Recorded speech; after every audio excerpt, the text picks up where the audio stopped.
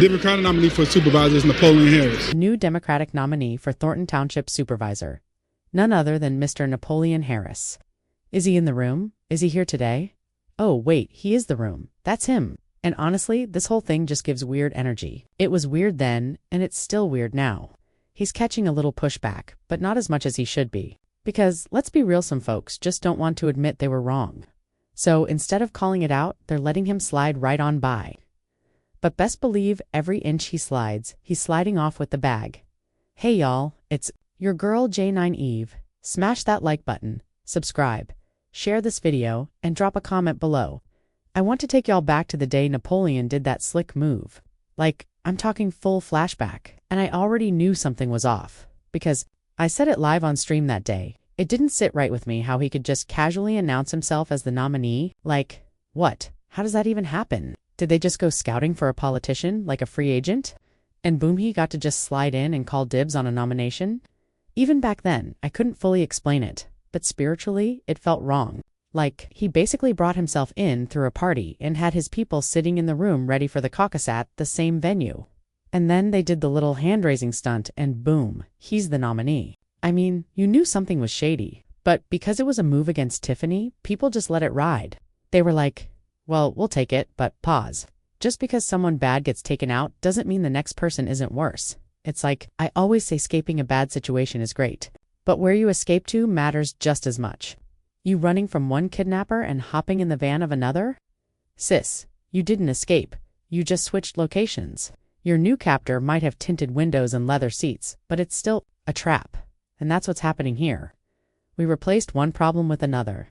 Just because it looks different doesn't mean it's any less dangerous. No matter where you go, there you are. So I thought it would be fun to revisit the moment. Let's roll the news clip so y'all can see how wild this actually was.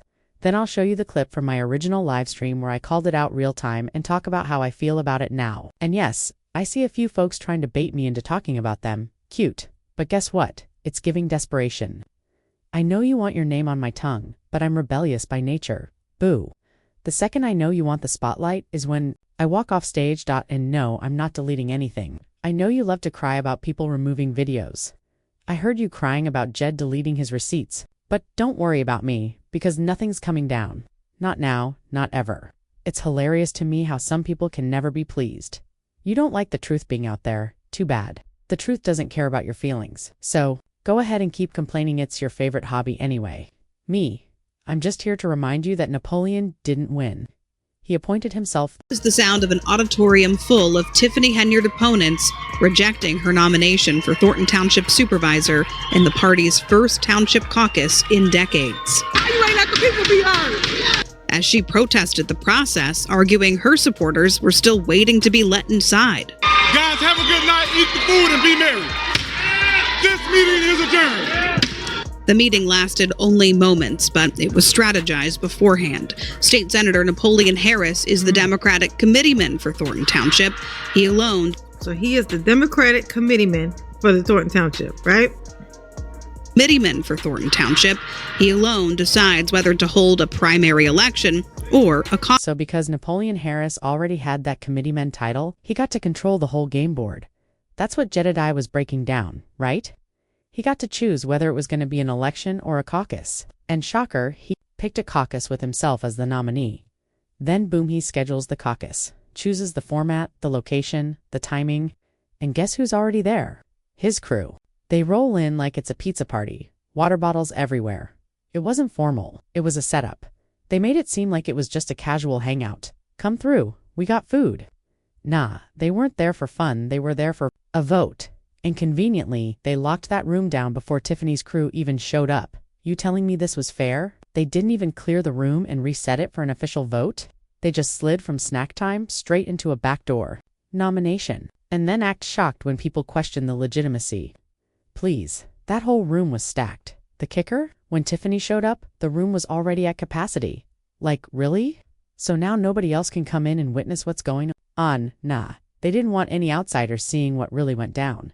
This wasn't about process. It was about power. It was about cutting corners to secure a seat. And let's be real, just because this took Tiffany out doesn't mean it was the right move. You don't beat one problem by creating another one wearing a different suit. And this is where folks messed up. They were so focused on getting rid of Tiffany, they didn't ask what's next. It's like choosing between two evils and pretending one is a saint just because the other is loud. Napoleon knew he might not win a real election, so he skipped the hard part. He didn't want to campaign, earn votes, or convince the people. He said, nah, I'll just install myself. That ain't leadership, that's political theft in broad daylight. Think about it. If he really believed Tiffany couldn't win, why do this? Why pull a fast one if she had no chance? You already know the answer because she did have a chance, and he wasn't willing to risk it. So he took the shortcut. That's not public service. That's a hostile takeover. And yeah, at first everybody felt that high, that, haha, Tiffany's gone, adrenaline rush, and listen, I had that feeling too, but even then I knew. Something about this move felt shady. It doesn't change anything. The fact still stands. The guy who pulled the slickest move in the room is now sitting as Thornton Township supervisor. And that's not a footnote that matters. It matters how you got the seat, not just that you're in it. He didn't debate, didn't campaign, didn't earn your vote. He just took the backdoor shortcut and anointed himself. That says everything you need to know. So when he avoids questions now, when he doesn't show up for the people, just remember that's how he got here. No transparency, no effort, just power games. He didn't fight for your trust. He didn't ask for your support. He just snatched the title like it was a party favor. And let's not forget, this other job he holds doesn't even come with a paycheck, so why keep it? Because it gave him the power to pull off this scheme. That's why, and here's the deeper issue. Folks in Thornton Township don't want to call him out, not because they agree with him, but because calling him out means admitting they were wrong. They cheered when he ousted Tiffany. They laughed, they recorded, they celebrated. But now that it's their guy on the hot seat, they've gone quiet. That ain't accountability. That's just saving face. And if you meant all that talk about transparency, now's the time to prove it. You don't have to throw him under the bus, but you do have to hold him to the same standard you held Tiffany to. Remember how y'all analyzed Tiffany's every move under a microscope? This guy is doing shady stuff in broad daylight. You don't even need a microscope. You just need ears. Half the time you can overhear a Napoleon move and be like, what was that? That's how obvious it is. So don't gaslight yourselves now. And just so we're clear, Mama didn't switch sides. The night it went down, Mama was live. Go check the footage. I said what I said in real time. I had a bad feeling. Then, and it's only gotten worse. April 1st. That meeting was like watching a magic trick. Napoleon announcing himself as the nominee, like he's some third-person action hero, and the winner is Napoleon Harris. Is he here? Oh, wait, that's me. Real gangster behavior. Real shady vibes. That's me. Like, that's really how he said it, and I remember thinking back, then that's weird. It's still weird. Like, this man really stood up in front of everyone and said, the Democratic nominee is me. That's not a flex. That's a red flag with confetti. On top, imagine someone saying, I'm going to announce the next president of the United States, and it's me. Bro, what? You'd be calling for a psych evaluation immediately. The tone, the delivery, the look in his eyes, it all screamed. He knows this is shady. Like even he knew it felt wrong. And you can't tell me otherwise. It's like watching someone rob a bank and then smile for the cameras like, y'all saw nothing? And what makes it worse is people around him already expect this kind of move. Like, oh, that's just Napoleon being Napoleon. No, that's just shady being shady. And here's the thing. Shady is still shady, even if it's happening to someone problematic. People acting like because Tiffany's got her own mess, it's okay for someone else to pull tricks to get her out. No, both things can be true. She was flawed, and so was the man who replaced her.